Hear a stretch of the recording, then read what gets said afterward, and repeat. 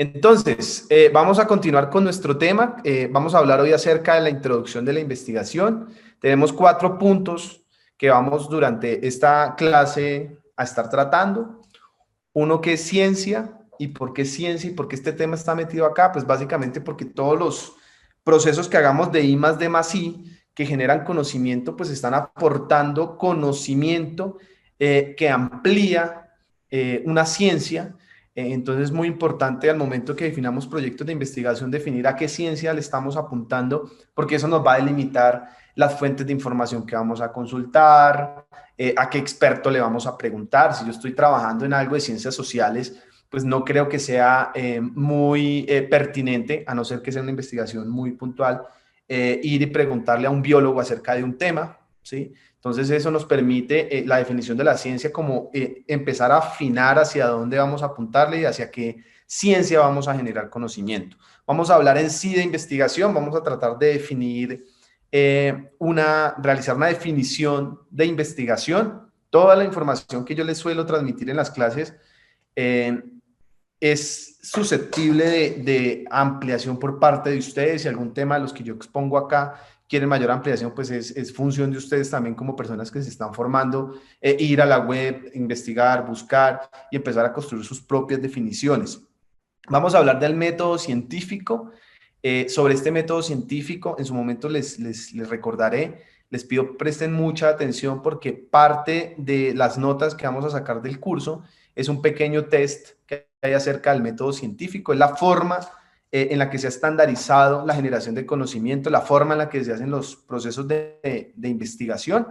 Hoy vamos a dar una primera revisión a ese método científico, pero durante las próximas clases vamos a estar detallando uno por uno y vamos a tomar un problema que tengamos en nuestro entorno y vamos a hacer el ejercicio de paso a paso cómo lo podemos ir organizando y planteando un proyecto de investigación. Y al final vamos a cerrar con algunos conceptos que considero importante tengamos claro para la materia.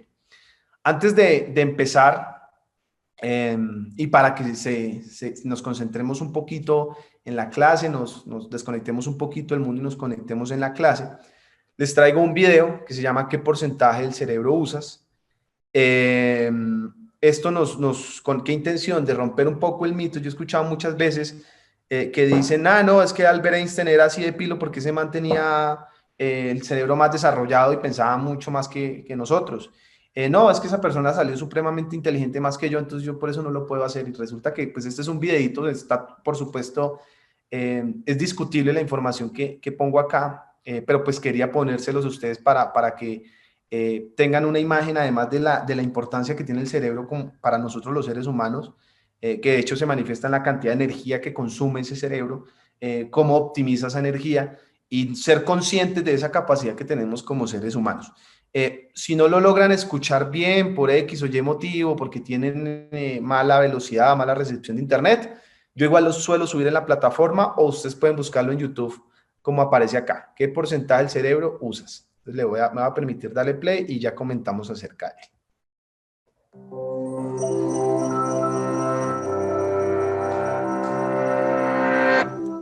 Un arraigado mito dice que solo usamos un 10% del cerebro, mientras que el resto está siempre inactivo. Algunos charlatanes prometían liberar ese potencial oculto con métodos basados en la neurociencia, pero en realidad solo querían abrir nuestras billeteras.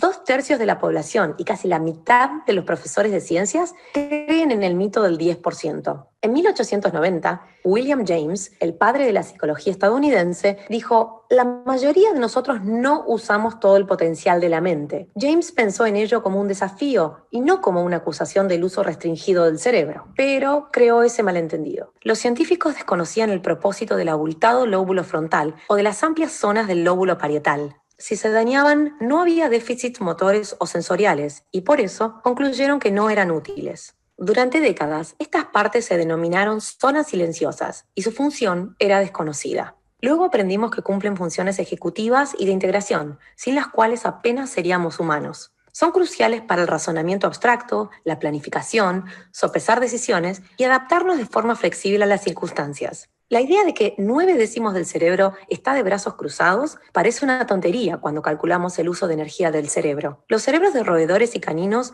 consumen el 5% de la energía del cuerpo, el de los monos el 10%. El cerebro de un humano adulto, que representa el 2% de su masa corporal, consume el 20% de la glucosa diaria consumida. En los niños, esa cifra es el 50% y en los bebés el 60%. Esto es mucho más de lo que se espera para el tamaño relativo de sus cerebros, que aumentan en proporción al tamaño corporal. El cerebro humano pesa 1,5 kilos, el de los elefantes 5, el de las ballenas 9. Aún sin considerar el peso, los humanos condensan más neuronas que cualquier otra especie. Esta densidad es la que nos hace tan inteligentes. Existe un equilibrio entre el tamaño del cuerpo y la cantidad de neuronas que un primate, incluidos nosotros, puede sostener. Un simio de 25 kilos tiene que comer 8 horas al día para mantener un cerebro con 53.000 millones de neuronas. La invención de la cocina, hace 1,5 millones de años, nos dio una gran ventaja. Los alimentos cocinados se predigieren fuera del cuerpo y nuestros intestinos absorben más fácilmente su energía. Cocinar libera tiempo y nos da más energía que comer alimentos crudos. Por eso podemos sostener cerebros con 86.000 millones de neuronas, un 40% más que los simios. La mitad de las calorías quemadas por el cerebro se destina a mantener intacta la estructura, bombeando iones de sodio y potasio a través de las membranas para mantener una carga eléctrica. Para hacerlo, el cerebro se convierte en un vampiro energético. Consume la increíble cantidad de 3,4 por 10 a la 21 moléculas de ATP por minuto, siendo el ATP el carbón de nuestro horno corporal. El alto costo de mantener 86.000 millones de neuronas en reposo significa que queda poca energía para enviar señales por los axones y la sinapsis, las descargas en los nervios que realmente hacen las cosas. Incluso si solo un pequeño porcentaje de las neuronas se activara en una región y en momentos dados, la energía necesaria para activar todo el cerebro sería insostenible. Aquí es donde entra en juego la eficiencia energética. Al dejar que solo una porción de células se active en un cierto momento, lo que se conoce como codificación escasa, usamos la menor cantidad de energía para transmitir la mayor cantidad de información, porque la pequeña cantidad de señales tiene miles de caminos posibles para distribuirse. Un inconveniente de la codificación escasa dentro de una enorme cantidad de neuronas es su costo.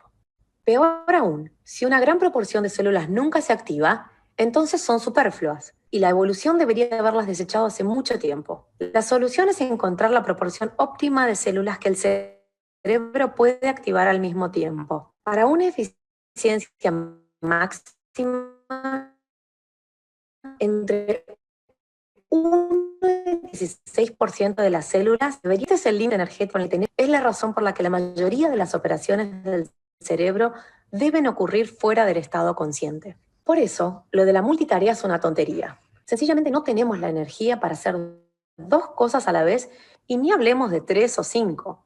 Al intentarlo, hacemos peor cada tarea que si le hubiéramos prestado toda nuestra atención. Los números no nos favorecen y el cerebro ya es inteligente y potente, tan potente que necesita mucha potencia para mantenerse potente y tan inteligente que ha construido un plan de eficiencia energética. No permitas que un mito fraudulento te haga sentir culpable por tener un cerebro supuestamente perezoso. La culpa sería un desperdicio de energía. Después de todo esto, ¿no crees que es tonto desperdiciar energía mental? Tienes miles de millones de neuronas hambrientas de energía que mantener, así que ponte en marcha. Algunos puntos que me parece importante resaltar del video. Fíjense, cuando hablan del ser humano que consume el 20%, cuando somos adultos, de la energía en el funcionamiento del cerebro, pero cuando somos niños es el 50% y cuando somos bebés es el 60%. Por eso los bebés y los niños pues son tan fáciles la forma en la que adquieren nuevo conocimiento, pues porque el consumo energético de sus cerebros es altísimo y precisamente lo ha hecho así la evolución, pues porque son los primeros años donde necesitan adquirir mayor información. No sé si alguna vez se habían puesto ustedes a pensar en esa capacidad que tenemos nosotros y que a veces no la valoramos, no le sacamos el jugo, no le sacamos el provecho, y sobre todo en temas relacionados con el que vamos a hablar hoy, donde la observación y ese procesado de esa información que nosotros adquirimos a través de nuestro sentido, de la observación, del tacto, todos nuestros sentidos, cómo puede llegar a generar, a identificar problemas y a generar soluciones que le sean útiles a nuestro entorno. una vez más, lo que les digo, de los que les pongo en el video, eso es susceptible de discusión. Pueden ustedes en algún momento buscar otra información diferente y demás, y ojalá la pudieran traer acá a la clase y decirme, profe, vea, referente al video que vimos que día, vea que yo encontré en internet que y ojalá pudiéramos llegar a esas discusiones que creo que a todos nos sirven. Otra para mí, cuando yo vi el video, el dato de la ventaja que tenemos nosotros los seres humanos de hacer una predigestión de los alimentos a través de la cocción, que eso permite también que seamos mucho más eficientes. Yo nunca había pensado en ello, ahora lo entiendo y cuando lo escuché me sorprendí. Creo que en eso tienen mucha razón. Este video se los dejo también en la plataforma, cuando lo quieran revisar, lo quieran discutir, estará dentro de la plataforma. Quisiera definir en este momento ciencia. Esto es una de las definiciones que encontré en internet, hay muchas, en los libros hay muchas. Ya también es de ustedes empezar a construir cuál es esa definición propia que ustedes tienen acerca de ciencia. Me va a permitir leerla. Conjunto de conocimiento obtenido mediante la observación. Aquí encontramos por primera vez durante la clase la palabra observación, de la cual vamos a estar hablando mucho durante la clase. Y el racionamiento sistemáticamente estructurado de lo que se deducen principios, leyes generales con capacidad predictiva y comprobables experimentalmente. Dos puntos importantes. Esta información que nosotros podemos llegar a adquirir, a procesar, a generar conocimiento, puede llegar a dar la capacidad de predicción. Con esa información podemos nosotros, dependiendo del campo, llegar a predecir. Les pongo un ejemplo. Si yo estoy en un campo relacionado con temas comerciales, con temas de negocios, con temas empresariales, de pronto algunos de ustedes están familiarizados con términos como el tema de prospectiva.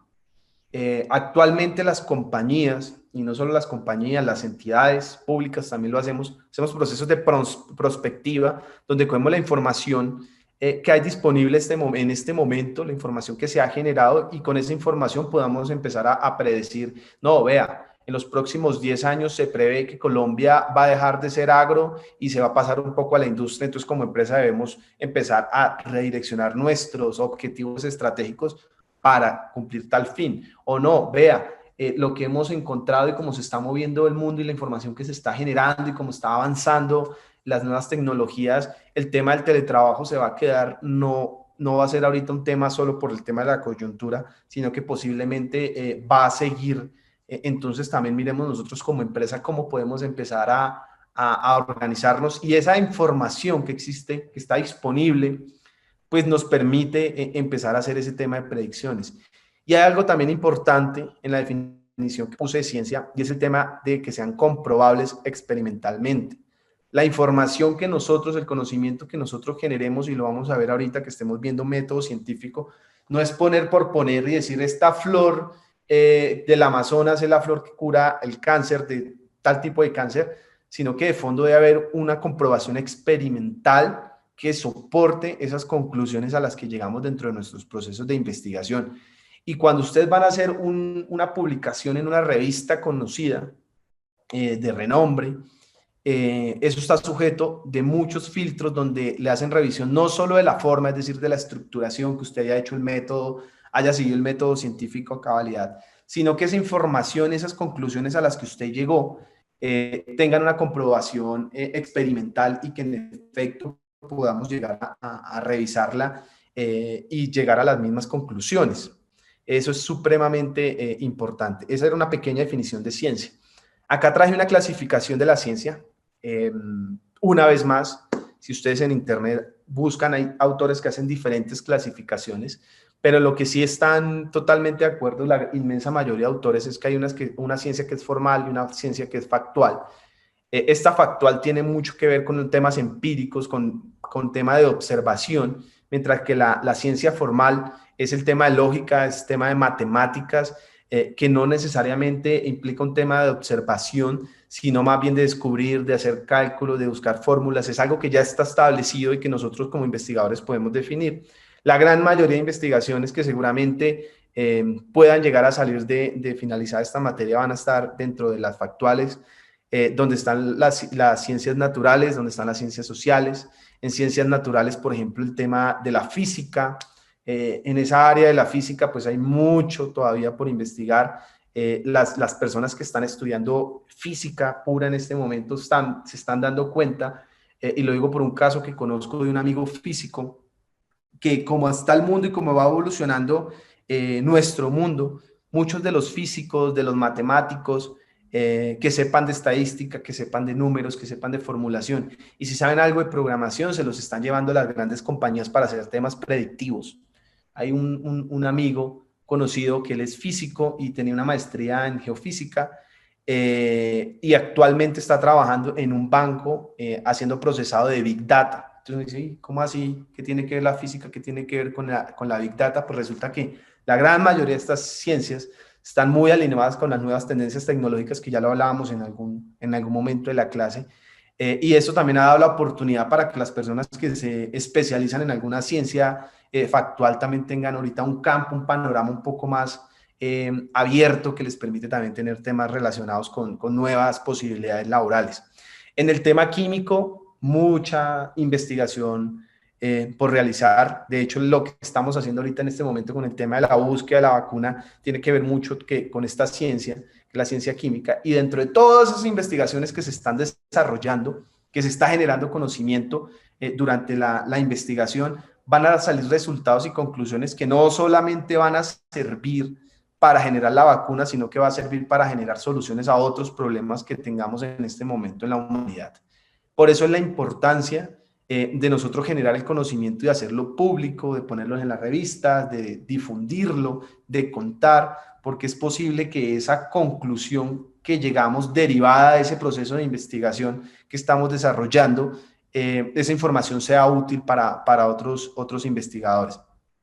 En las ciencias biológicas también mucho por investigar, en la psicología individual también mucho por investigar, en todos los campos en realidad hay mucha información muchas necesidades que a través de procesos de investigación podemos desarrollar en el tema de sociología, en el tema de economía, el mundo como está cambiando, está teniendo una revolución en temas económicos gigantes. Fíjense nomás en cuáles son las principales empresas que en este momento tienen mayor cantidad de recursos en este mundo. Estoy hablando que la gran mayoría son empresas relacionadas con manejo de información. Entonces estamos hablando de Facebook, estamos hablando de Apple, estamos hablando de Google, cómo estas empresas han venido acaparando ciertos sectores económicos y han tenido un crecimiento gigante, donde aún hay mucha legislación por hacer. Ustedes se van a encontrar que normalmente, o como está ahorita, la tecnología avanza mucho más que la legislación de los países. Entonces acá en Colombia llegó Uber y ya lleva Uber un rato,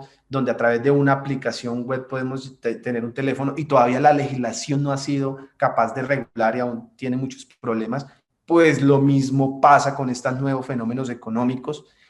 Por ejemplo, Facebook, no sé si se han fijado en las noticias, pero Mark Zuckerberg, que es el dueño de Facebook, lo suelen citar mucho al Congreso de los Estados Unidos porque a veces no saben, no tienen las herramientas adecuadas para poder hacer control, por ejemplo, en temas de elecciones. Hay documentales, muchos documentales, hay uno de Cambridge Analytica, o hay el del dilema de las redes sociales, lo pueden encontrar ustedes en internet, la forma y la capacidad en que las redes sociales pueden llegar, por ejemplo, a influir en campañas, sobre todo en Estados Unidos suele pasar mucho, cómo tributan. Por ejemplo, cuando llegó, ahorita que está Amazon en Colombia, o que están estas grandes plataformas, ellos dónde deben pagar impuestos, y aquí en Colombia si deben aplicar o no el IVA por sus servicios, o deben pagar impuesto en los países de donde son procedentes. Todo ese tipo de cosas se están por definir. Entonces también hay un campo importante para revisar, por ejemplo, en el tema de economía, poder predecir o poder montar proyectos de investigación que nos permita predecir y anticiparnos como país, o como sector productivo, o como sector académico, cuáles son los temas que nosotros deberíamos tener muy presentes para no quedarnos de este nuevo fenómenos económicos. En ciencias políticas, pues ni de qué hablar.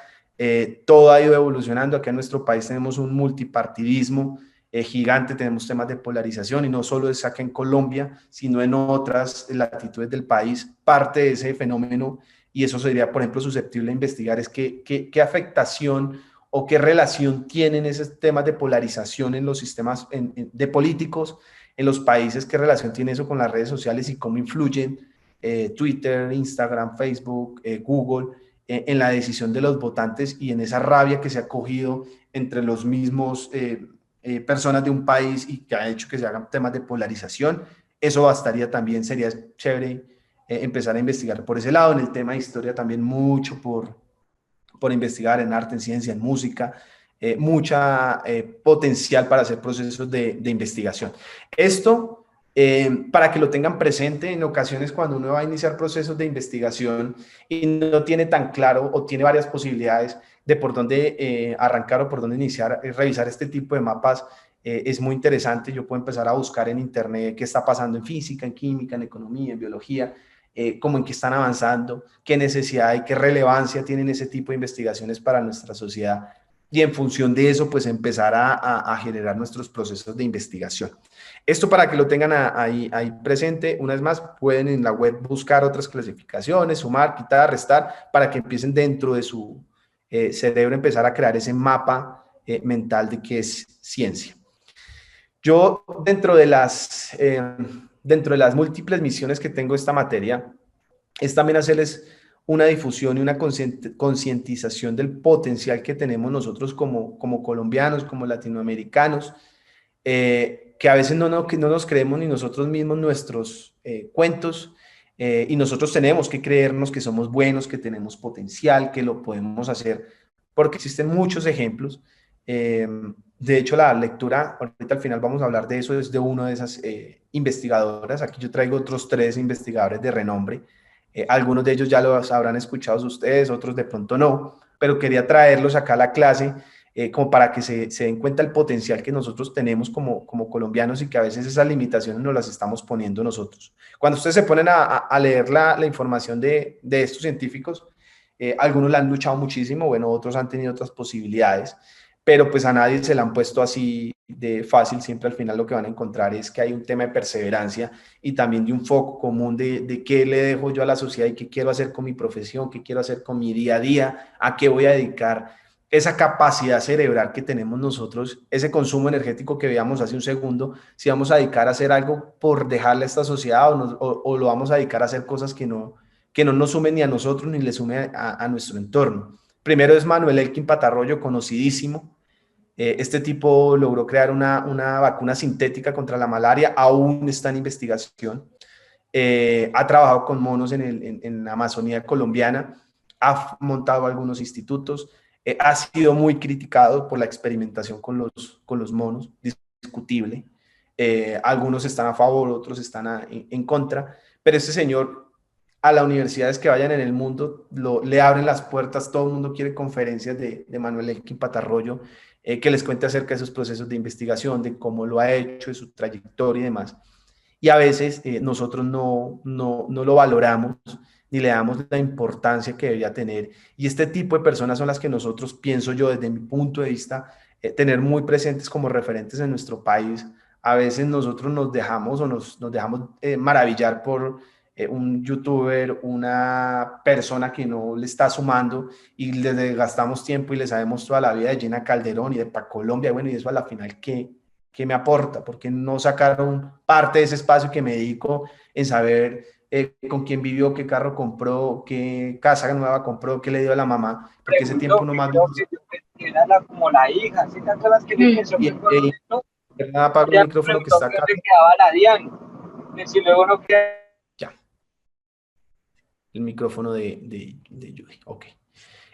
A veces nos dedicamos a otras y le perdemos la importancia de este tipo de personajes. Otro es Rodolfo Ginás. Él ha trabajado mucho con temas del cerebro. De hecho, tiene una ley.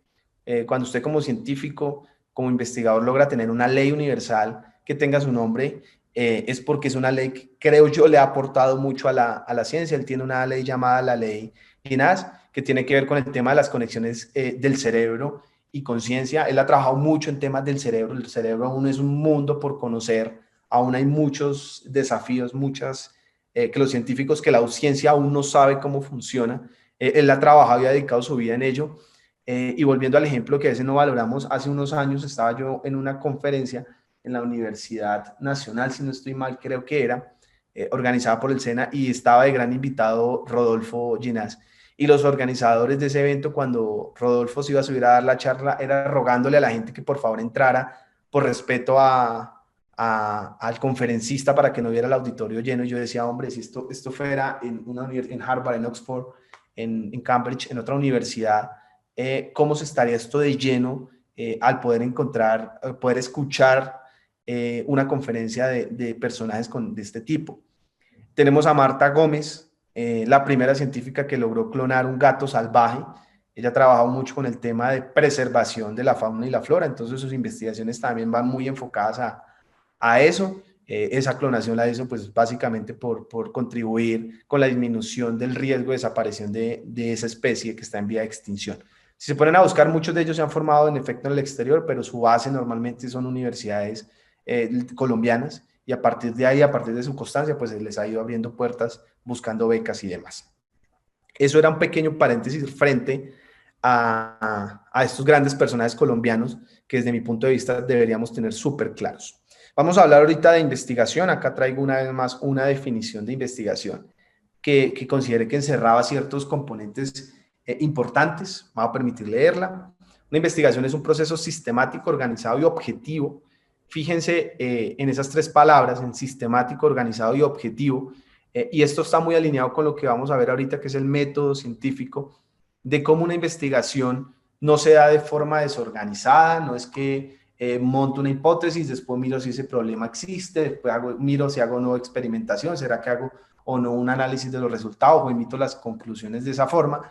Pues resulta que como la humanidad ya ha tantos años trabajando en procesos de investigación, ya se ha ido decantando y se tiene un proceso que es el método científico, que la gran mayoría de investigadores suele utilizar, con algunas variantes dependiendo del área de investigación, que también ya lo vamos a hablar ahorita, pero que tengan presente que es algo que está organizado, que tiene un paso a paso, que tiene un objetivo. Siempre todo proceso de investigación tiende a generar un objetivo general que soluciona un problema que identificamos dentro de nuestro entorno, dentro de nuestro contexto, cuyo propósito es responder a una pregunta o una hipótesis, que también lo vamos a hablar ahorita de cómo se construye esa pregunta de investigación, cómo se construye esa hipótesis y cómo yo, para construir esa hipótesis, que la hipótesis no es más que la posible solución a ese problema que yo identifiqué, requiero de hacer una pequeña investigación, pequeña si nuestro problema ya está muy bien caracterizado,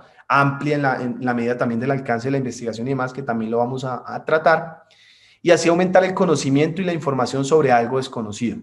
Asimismo, la investigación es una actividad sistemática dirigida a obtener, mediante la observación, experimentación y conclusión, una vez más nuestra palabra subrayada y en la que yo hago mucho énfasis y van a escuchar mucho hablando de la observación, de esa capacidad que a veces desconocemos, y que yo quiero motivarlos a ustedes dentro de esta materia, que se vuelvan muy buenos observadores, para que puedan generar ustedes la identificación de problemas en su entorno y generar posibles soluciones. Además que esa observación, normalmente cuando nos involucramos en procesos de I+D+I, está asociada con procesos de experimentación, que ya lo hablamos hace un segundo, para poder dar soporte a los resultados y a las conclusiones que vamos a tener. Nuevas informaciones y conocimientos que necesitan para ampliar los diversos campos de la ciencia y la tecnología. Fíjense que aquí está de nuevo ciencia, es decir, que todo lo que nosotros generemos de conocimiento dentro de un proceso de investigación está relacionado con la generación de conocimiento que va a ampliar una ciencia. Ese conocimiento y esa ciencia pues va a aportar al mundo científico, para que posiblemente en otras latitudes, en otras regiones, puedan llegar a resolver problemas que nosotros ya hemos tratado.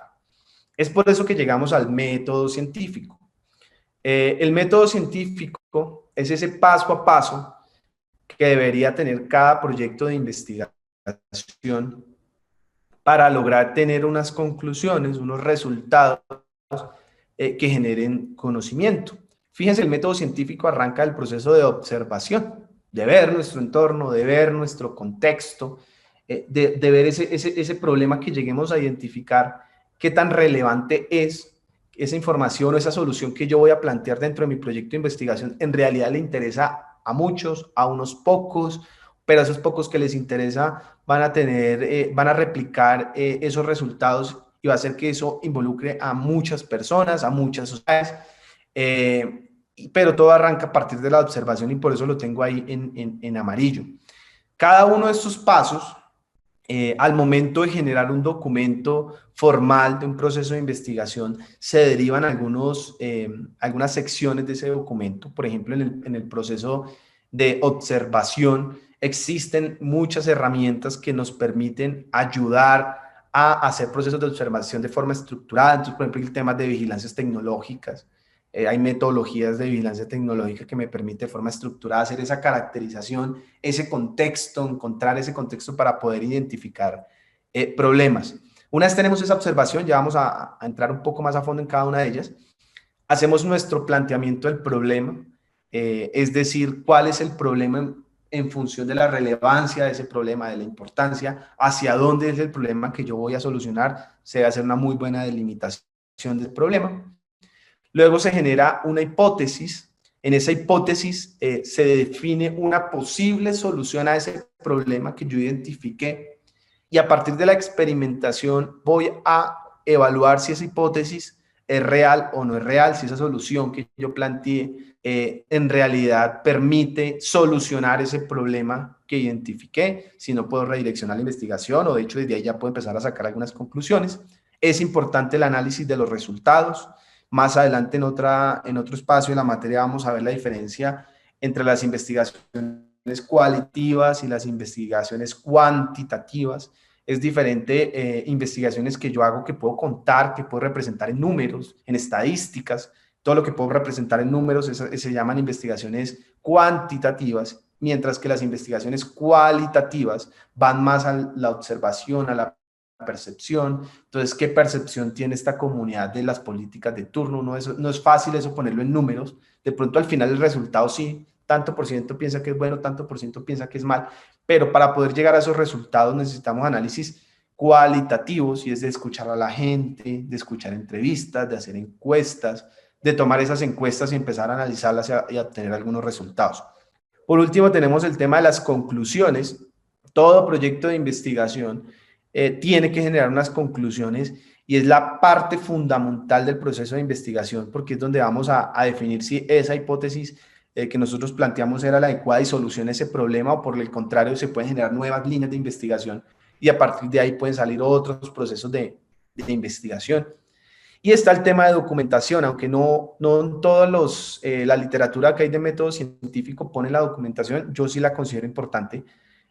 Porque en esa documentación es donde nosotros plasmamos ese resultado, esos proyectos de investigación y lo podemos publicar y lo podemos difundir para que otras personas puedan acceder a él.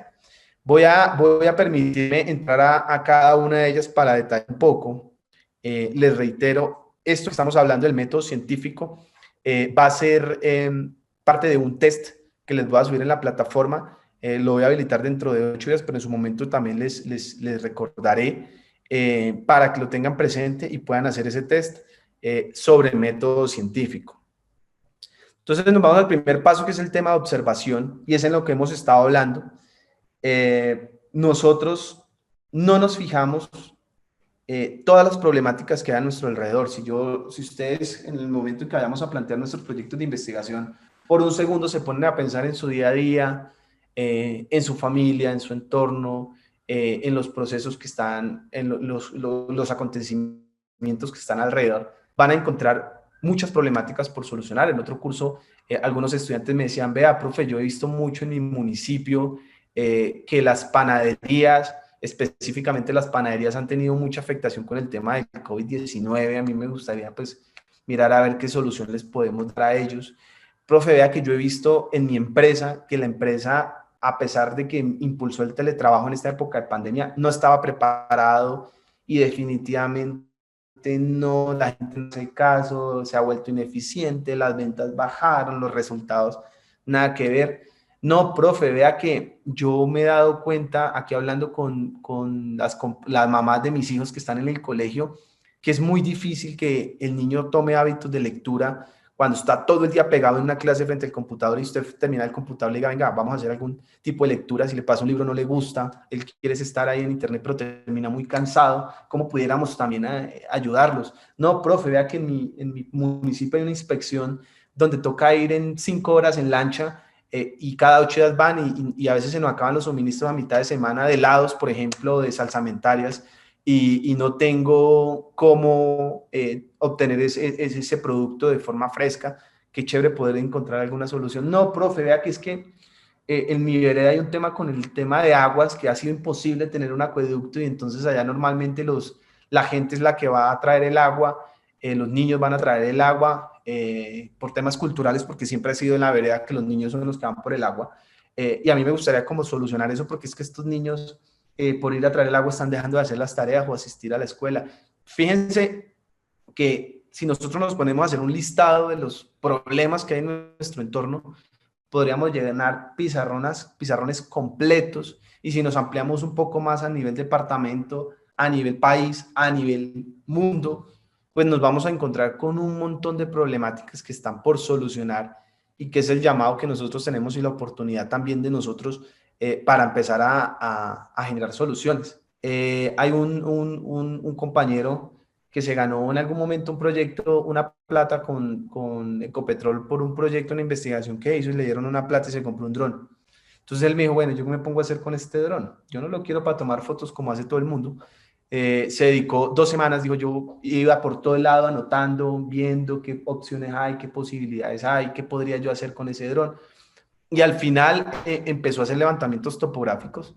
Entonces, cuando unos familiares iban a partir la finca, la herencia, ya no va la gente con el trípode de ir a medir, después hacer la partir, sino que él suelta su dron y lo hizo a partir de una herencia de un familiar que tuvo que dividir.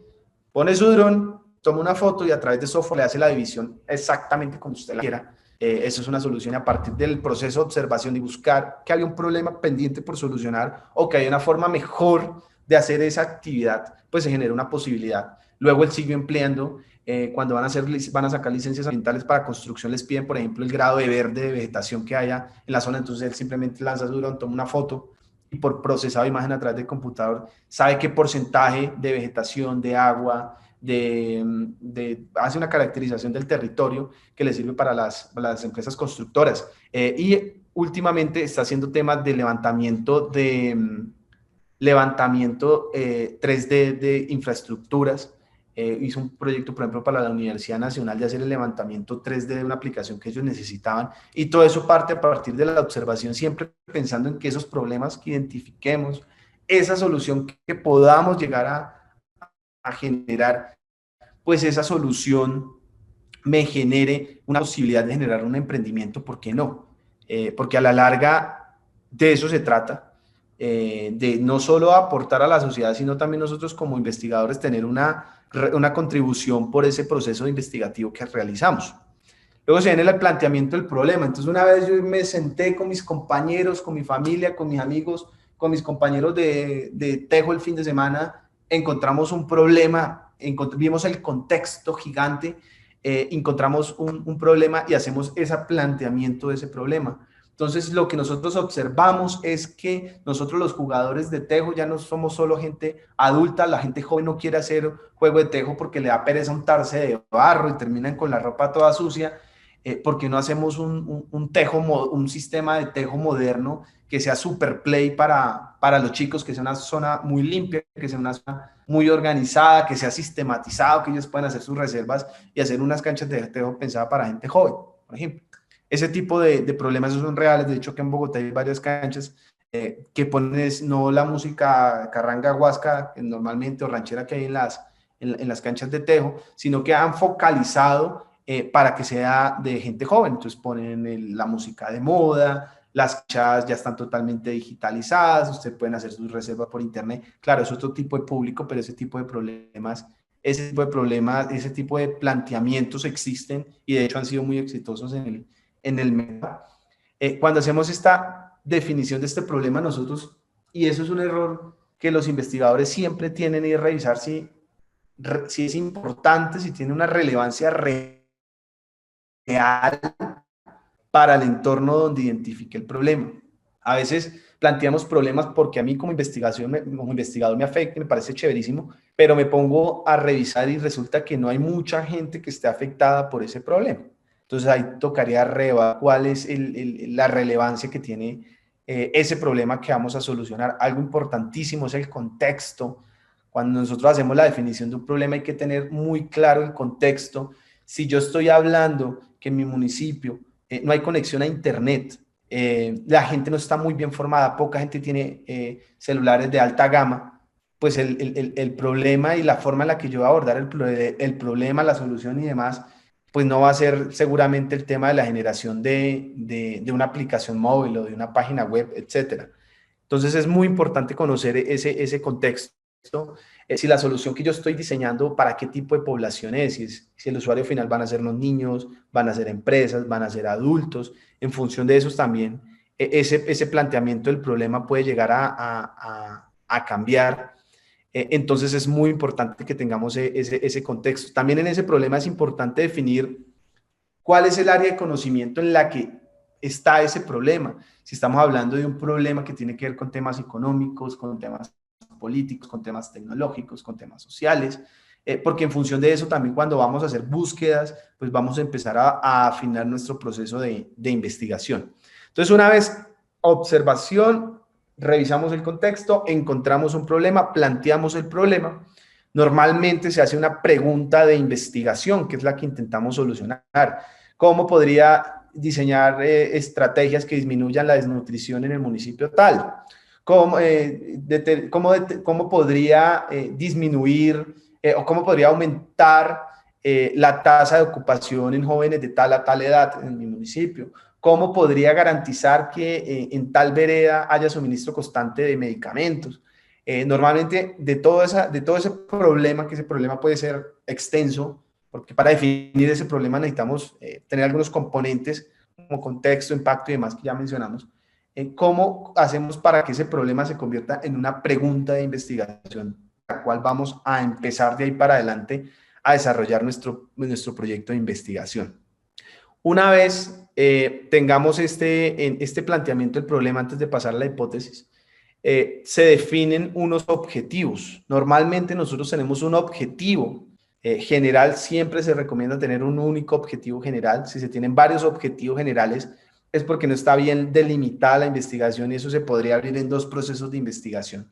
Y normalmente ese objetivo general intenta dar solución o dar respuesta a esa pregunta de investigación que planteamos. De hecho, hay metodologías que dicen, usted coja la pregunta de investigación, no la plantee como pregunta, sino de forma positiva, y ahí ya va a tener su objetivo general.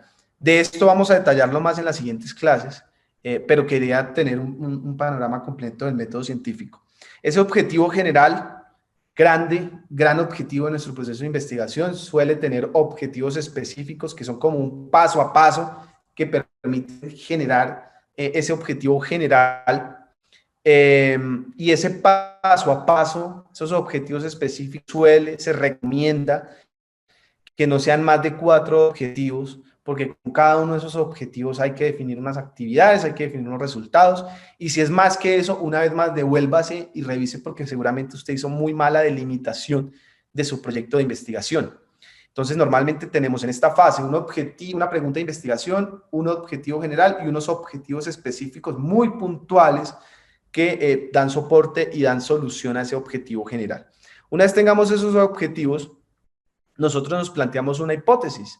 Entonces, ¿cuál sería la forma adecuada, ya conociendo el contexto, de nosotros solucionar ese problema? Volviendo al tema de la vereda, donde van cada mes por suministros, ¿será que la forma adecuada es tener unos sistemas de refrigeración y hacer temas de cooperativismo allá? ¿O será que la forma adecuada es de empezar a buscar sustitutos de esos alimentos que tenemos escasez? ¿O la forma adecuada será hacer unos temas estadísticos que me permitan prever cuál va a ser el consumo de ese producto y en función de eso comprarlo? ¿O será que la solución es incrementar el número de rutas que vayan diarias, pero habría que mirar el tema del costo? Hay muchas posibles soluciones, pero cuando hacemos muy juiciosos en los puntos anteriores, ya al momento que llegamos a este punto, de definir cuál es nuestra hipótesis, ya la tenemos más o menos clara, más o menos alineada. También hay una estructuración de esa hipótesis, de cómo se va a realizar esa hipótesis, y dentro de esta fase, previo a generar esa solución, hay algo que es muy importante y es el marco teórico o el marco referencial, que es donde vamos a utilizar nuestras bases de datos especializadas que ya veíamos de cómo buscar en base en Realic, en Google Scholar y eso, que más adelante lo vamos a tomar. Empezar a buscar la información que sea relevante para nosotros como investigador y que sea importante para el lector del documento que nosotros al final vamos a generar. Me explico.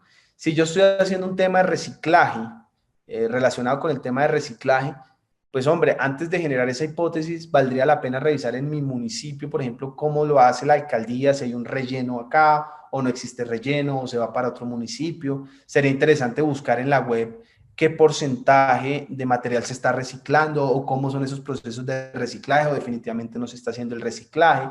Valdría la pena también empezar a ver un poco el tema de legislación y cómo las empresas están obligadas a hacer un tema de separación en la fuente, si existe, si no existe, si en mi municipio existe leyes relacionadas con eso, cuáles limitaciones hay, porque a veces es muy fácil generar hipótesis a priori sin hacer esa búsqueda, ese marco teórico, ese marco referencial, y al final, cuando vamos a validar esa hipótesis, descubrimos que la hipótesis se cae por sí sola simplemente porque hay un tema legal que no me permite generar esa solución que yo planteé.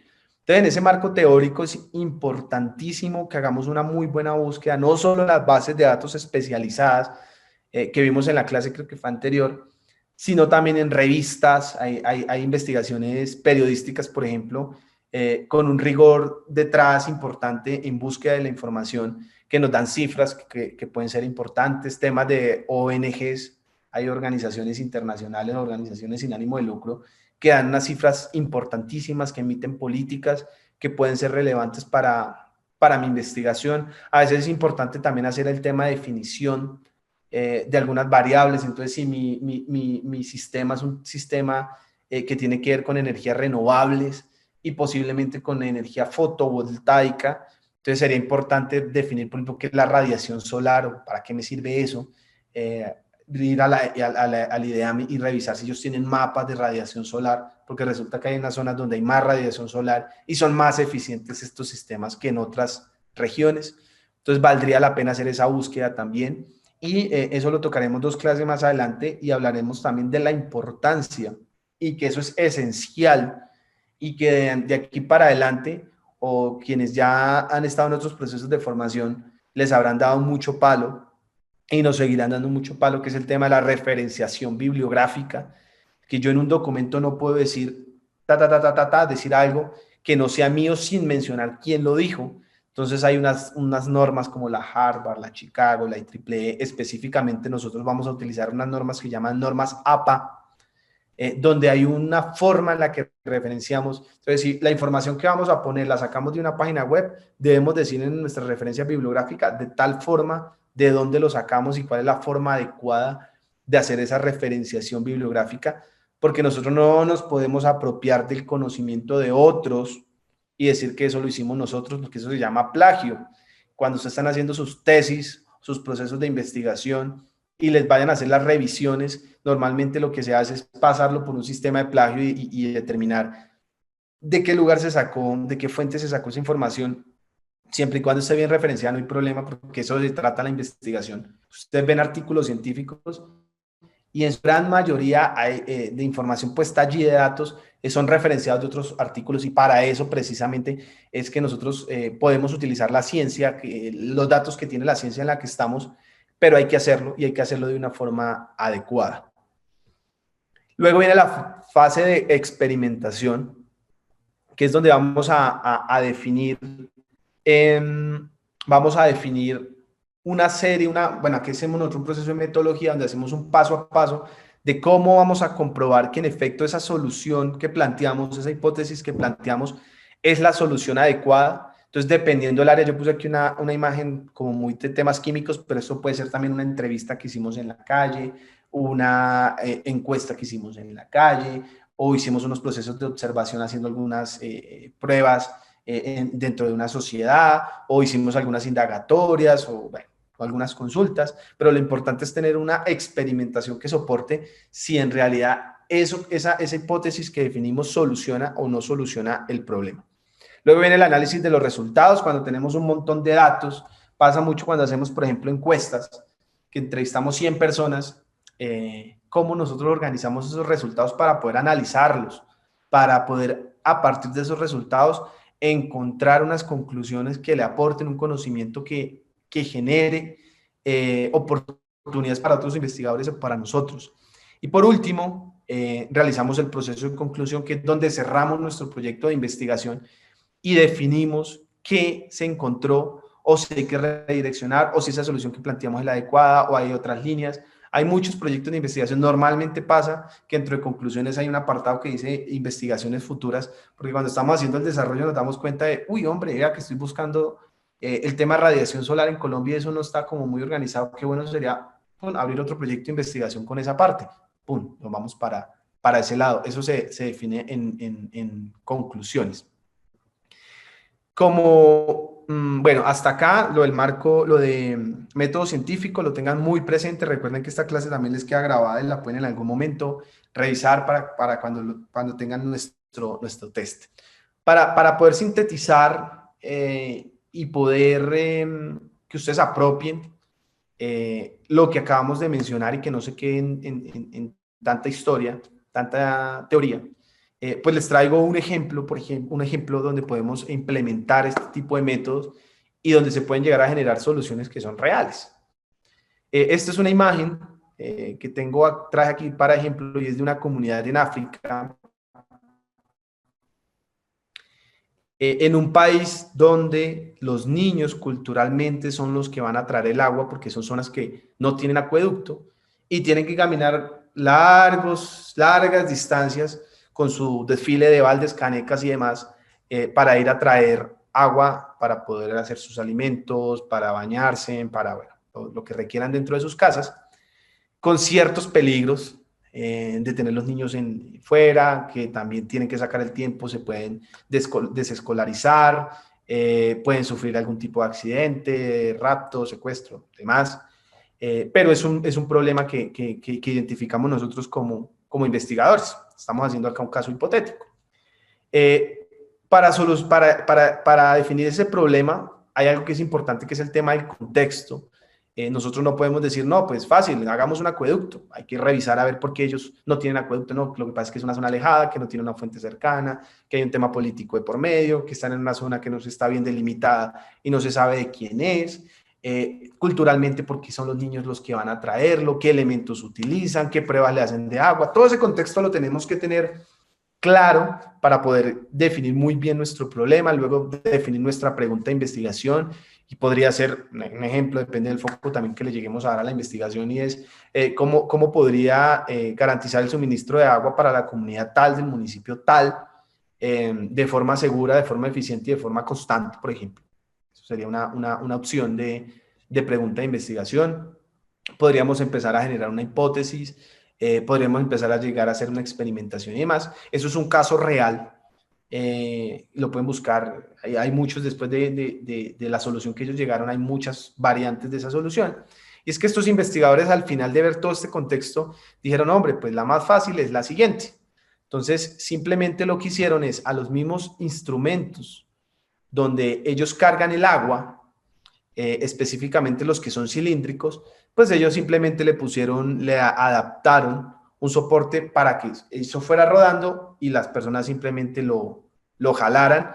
¿Esto qué les permitía? Pues llevar más cantidad de agua a la vez, es decir, que les tocaría ir menos tiempo, evitar temas de salud también por el cargue del agua, y es una solución que a mí me parece supremamente ingeniosa. Hay muchas diferentes diseños, pero básicamente todas tienen el mismo principio, y es coger las mismas canecas donde ellos están cargando y poder que ellos las utilicen de forma cilíndrica, como una rueda, para llevar mayor cantidad de agua.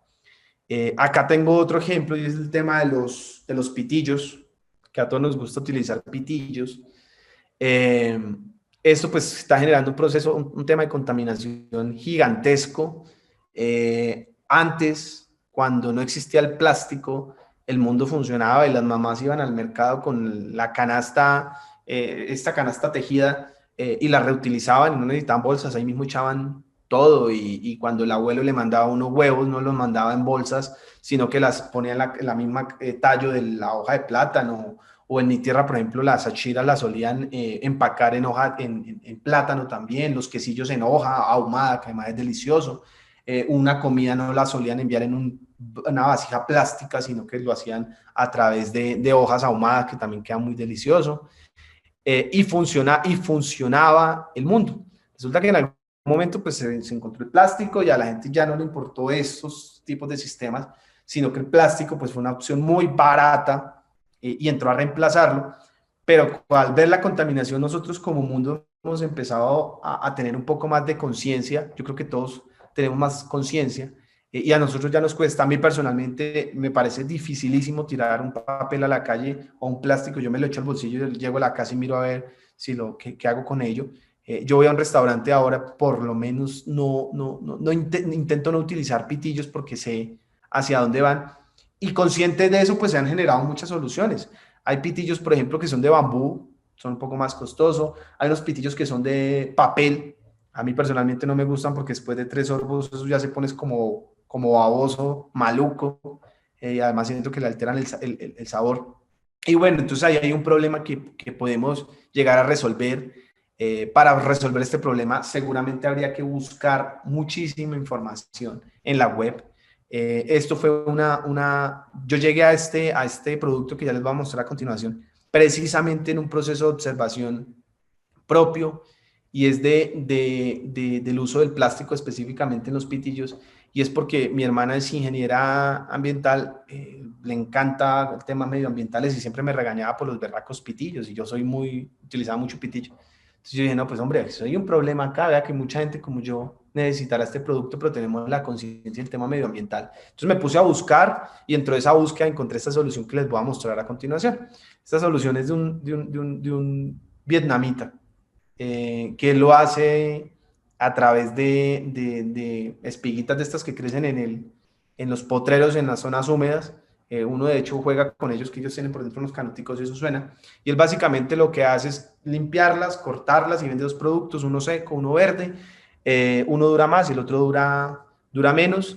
Y él ya está exportando su producto para diferentes lugares del mundo. Al principio pues iba y los buscaba, después tuvo que empezar a aprender cómo cultivarlos.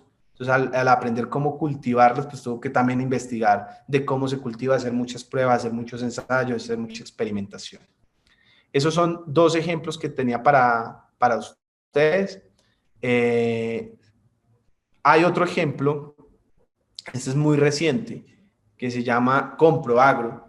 Este es una iniciativa que nació en el departamento de Boyacá, y es que ustedes sabrán que hay un problema con el agro colombiano, y es que la mayoría de los recursos, de las ganancias que genera el campo, pues no se quedan para el campesino, sino que se queda para los intermediarios.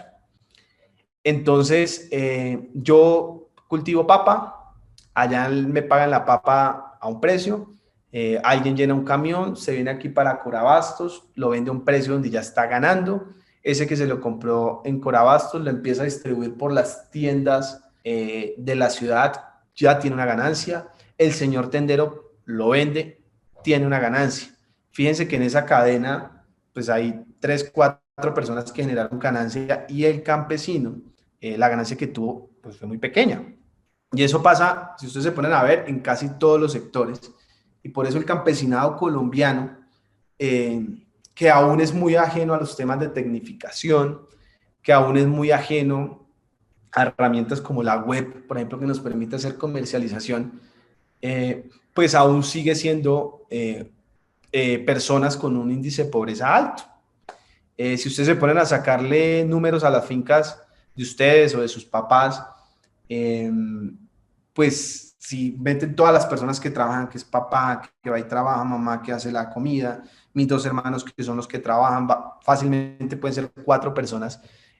calcule más o menos el mínimo que deberían ganar como mínimo esas personas mensualmente, a ver si la finca está generando eso. Y resulta que en la gran mayoría de veces no pasa eso, es decir, que ahí hay algún problema, algo está pasando, porque en realidad sí es negocio, sino que no es negocio para el campesino, será para otros intermediarios y demás. Entonces hay un problema ahí que se puede solucionar. En el sector cafetero se ve muchísimo. Sabrán ustedes que existe la Federación Nacional de Cafeteros, existen las cooperativas, compran el café, ellos regulan los precios, ese café le hacen temas de clasificación, algunas veces lo trillan, que es quitarle la cascarita, a veces no lo trillan, y se exporta al exterior. Entonces se lo compran al campesino un precio, la cooperativa va ganando, la cooperativa lo envía al puerto de Nueva York, allá una persona lo compra, lo tuesta, lo vende tostado, ese ya va ganando, ese que lo tuesta ese que lo compró, se lo vende a las tiendas, ahí va ganando, ese que lo compró en la tienda y se lo vendió al cliente final y se toma uno un tintico de 3 euros o de $2 en una tienda de estas grandes, pues ahí es donde está realmente la ganancia. Nomás hagan el ejercicio ustedes, si tienen fincas cafeteras, de miren un bulto de café seco, un bulto de, que yo sé, 5 arrobas, eso tostado, molido, ¿cuántos tintos de 1 euro salen de ahí de ese bulto? Y se ponen a hacer y van a dar cuenta que esa es una millonada. Y esa ganancia, ¿quién se la está quedando? ¿Dónde está quedando esa ganancia? Entonces, teniendo este panorama, esto es un grupo de emprendedores, diseñaron esta página web donde ellos simplemente lo que hacen es directamente yo como usuario final le compro al campesino directamente. Entonces eso, al comprarle a él, pues no tengo todos esos intermediarios, entonces el precio es un poquito más bajo. Y al no tener todos esos intermediarios, pues para el campesino resulta tener mucha más ganancia con ese producto. Les ha ido súper bien. Adicional que ellos, cada uno de los productos los personalizan. Entonces, cuando uno entra, uno no compra un frijol, sino compra el frijol que sembró doña Marta, que es cabeza madre cabeza de hogar, que tiene una finca de 3/4 de hectárea, que se ha esforzado. Entonces, uno compra también ya con un valor adicional y es no solo estoy comprando el tomate, sino que estoy ayudando a alguien. Ese tipo de estrategias de comercialización son muy exitosas. Hay mucha gente que tiene conciencia de esto que estamos hablando del campesinado colombiano, los grandes problemas que tienen, y en función de eso pues también tomamos las decisiones de compra. No sé si les pasa, a mí me ha pasado muchas veces que yo voy a mercar y fuera del supermercado hay una señora o un señor humilde con su paquete de tomates que ha echado en bolsitas, con su paquete de alberjas, de frijoles y demás, y resulta primero más barato comprarle a él, segundo es de mejor calidad, son más frescos. Pero mucha gente no tiene esa conciencia de que esa persona le estamos comprando directamente al mismo campesino y prefieren hacerlo dentro de un supermercado. Uno se encuentra, por ejemplo, en el Éxito, no sé si han visto fotos en las grandes superficies donde está la mandarina ya pelada con un pedazo de papel y muchísimo más caro que para ahorrarle a uno, o las zanahorias ya picadas, o las fresas ya tajadas, ese tipo de cosas, que si usted se pone a echarle número, pues usted mismo lo puede hacer o le puede ir a comprar a un campesino y generar mayor ganancia. Este Comproagro lo pueden buscar ustedes en internet también para que le den una chismoseadita, que me parece un muy buen ejemplo de resultado de procesos de I+D+I. Hay unos conceptos que considero importantes que tengan ustedes en cuenta, y vamos a seguir utilizando dentro de todas el desarrollo de la materia, y es, por ejemplo, análisis. Cuando yo les hablo de análisis, es coger una información, unos datos, dividirlos, fraccionarlos y poder empezar a clasificarlos, analizarlos, a buscar información que pueda obtener de ellos. Voy a permitirme leer el concepto tal como está escrito en la diapositiva, y es la descomposición de elementos que conforman la totalidad de datos para clasificar y reclasificar el material recogido desde diferentes puntos de vista, hacia optar por el más preciso y representativo.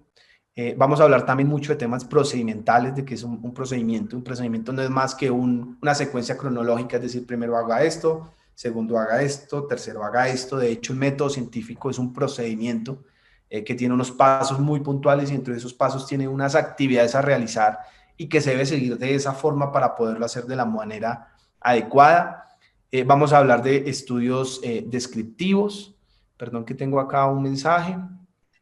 Vamos a hablar de estudios descriptivos, que sirven para describir características más importantes del fenómeno que se va a estudiar. Esto lo utilizamos mucho, sobre todo, tanto en el marco teórico como en la definición del problema, de hacer descripción de esos fenómenos que nosotros queremos describir. Por ejemplo, en el tema del COVID en este momento, ese fenómeno lo podemos buscar mucha información de la Organización Mundial de la Salud, del mismo Ministerio de Salud, de la misma autoridad local, que nos va a permitir hacer una muy buena descripción, muy buen estudio descriptivo de ese nuevo fenómeno. El estudio de campo, esto es importantísimo. Muchas de las investigaciones se llevan cerradas dentro de un laboratorio y olvidan en los usuarios finales, y allá cuando uno vaya a hacer esos procesos de investigación, se le abre un montón la mente, se le abre un montón el panorama. Yo ahorita ando haciendo un proyecto para una tesis que tiene que ver con el sector agropecuario. Es básicamente una incubadora de procesos de I+D+I en el tema agro, pero diseñamos la metodología y llevamos 1 año y medio más o menos trabajando en nuestra investigación, haciendo mucha búsqueda, haciendo mucho diseño de metodología, bueno.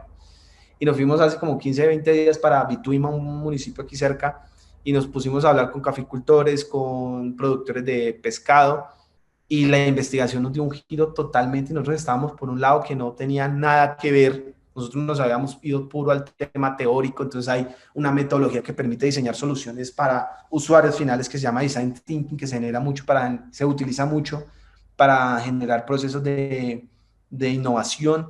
Habíamos planteado que esos proyectos se iban a desarrollar llevando una metodología que se llama Scrum, pero cuando nos fuimos allá a hablar con los campesinos, ellos no les interesaba ni nada de estas herramientas tecnológicas. Ellos tenían unas necesidades muy puntuales que desarrollar. Por ejemplo, nos decía un productor piscícola, decía, vea, yo tengo un problema, es que yo tengo mojarra, y el agua acá en la vereda es muy fría, estamos a los 1400 metros sobre el nivel del mar, y a mí se me demoran hasta 2 años en salir cultivo, mientras hay otras regiones donde en 6 meses se saca mojarra. ¿Qué puedo hacer para solucionar eso? Ahí, por ejemplo, ya hay un problema que él ya lo tiene claro, que ya lo tiene validado, que de hecho ha hecho mucha experimentación. Entonces me decía, vea, yo he intentado esto, el aljibe lo he hecho más alto, lo he hecho más bajo, he puesto un pozo inicial aquí para ver si el agua con los rayos del sol se calienta, tal, tal.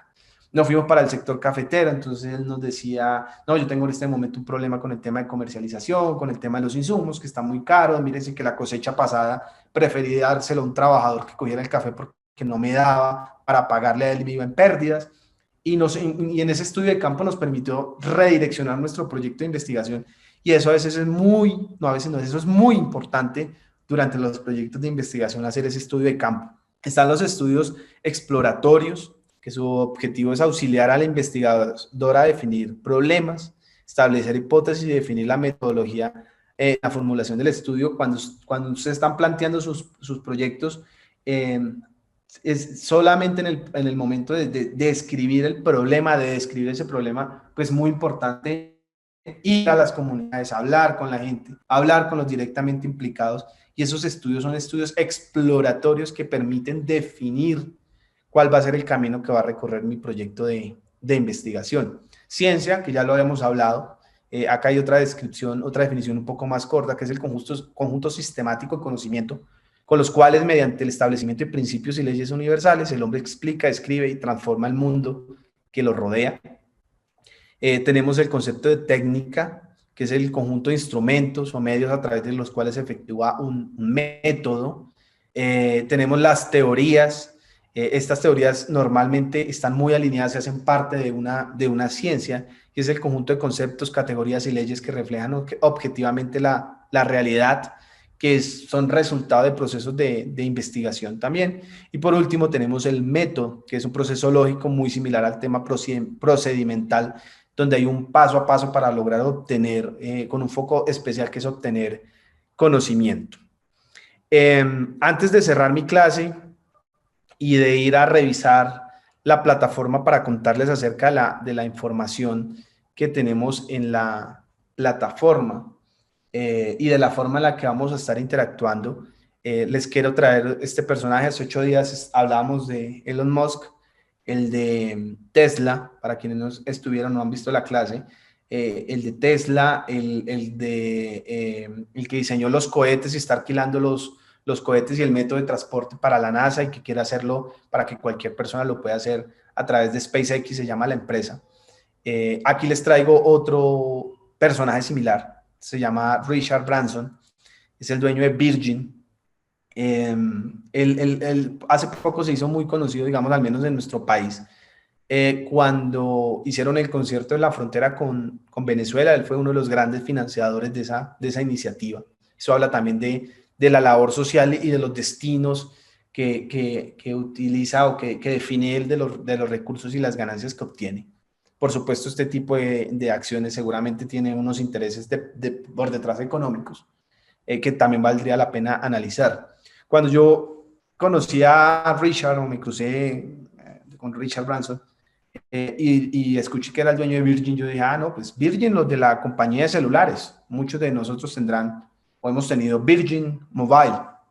Me puse a buscar y resulta que Virgin es una empresa que usted no imagina lo gigante que es. De hecho, Virgin nació siendo una productora de CDs, pero Virgin es hotel, Virgin es marca de vinos, Virgin es banco, Virgin tiene inversiones en temas de turismo, Virgin tiene una aerolínea, Virgin tiene, si ustedes se ponen a buscar el mundo Virgin, tiene una infinidad de empresas, y lo importante de Richard, y por qué lo traigo yo acá, es porque esas ganancias que que él obtiene, la utiliza en realizar procesos de investigación, en generar procesos de ciencia, que a la larga, con sus objetivos comerciales, va dejando de paso mucho conocimiento que se puede utilizar en otras áreas y que pueden solucionar otros problemas. Es por esa la razón que lo traje. Uno de sus últimos proyectos es Virgin Galactic.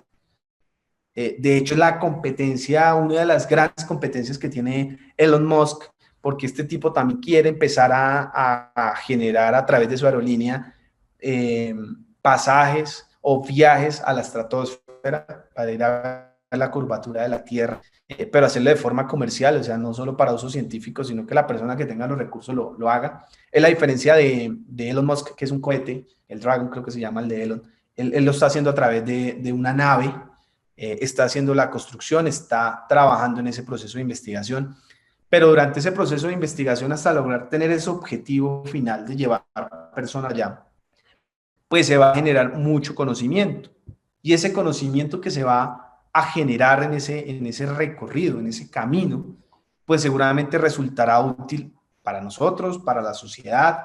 Entonces, él diseñará un nuevo método, por ejemplo, de construcción de naves espaciales, es posible, y ese método lo podamos utilizar más adelante en otras exploraciones, o él podrá diseñar temas químicos con temas relacionados con combustible que podamos utilizar para generar energías más limpias, o podrá generar procesos de inteligencia artificial que podamos utilizar para otras aplicaciones. Y es un poco acerca de eso que les he venido yo hablando a ustedes durante toda la clase, de qué estamos haciendo y qué estamos dejando, cuál es el legado que estamos haciendo nosotros, y también, digamos, para estos tipos que tienen tantos recursos, qué están haciendo con su plata. Más adelante hablaremos de Bill Gates también con un baño que está diseñando a través de su fundación. Eso se los traeré más adelante también para que lo conozcan. Hay una frase de Richard que me parece importante, y es: no te avergüences de tus fracasos, aprende de ellos y comienza de nuevo. Lo hablamos en la primera clase acerca de esos obstáculos que tenemos nosotros en nuestra cultura latinoamericana referente a la creatividad, y uno de ellos era el miedo al fracaso. Si un tipo de estos me dice a mí que no me avergüence de los fracasos, un tipo que ha sido exitoso a nivel comercial, no lo sé a nivel personal, pero es una persona que ha recorrido, que ha tenido un camino en temas de emprendimiento, en temas de investigación, pues yo creo que valdría la pena sentarse un segundo y pensar si tiene razón o no. Y es lo que les decía yo de los fracasos, de cómo los debemos apropiar, cómo los debemos difundir y cómo debemos aprender de ellos, comenzando de nuevo, para no volverlos a cometer y también para que los demás no lo vuelvan a cometer. Hasta aquí, antes de pasar a la plataforma, era lo que les quería contar hoy acerca de nuestro método científico. Espero les haya sido valiosa la información que les he transmitido. Me voy a permitir ir a la plataforma